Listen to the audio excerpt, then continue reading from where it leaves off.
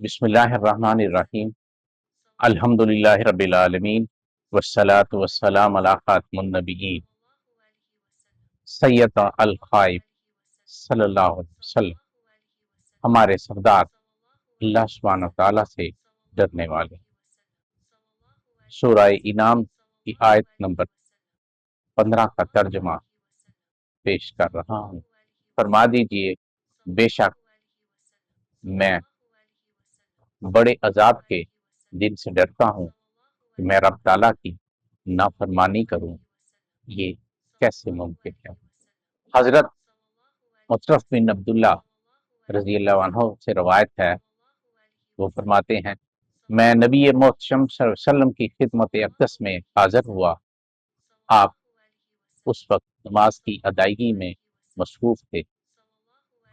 آپ کے بطن مبارک سے ایسی آوازیں آ رہی تھیں جیسے ہنڈیا کے پکنے کی آوازیں ہوں۔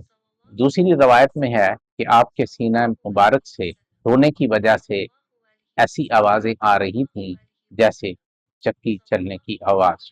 وما توفیقی الا باللہ۔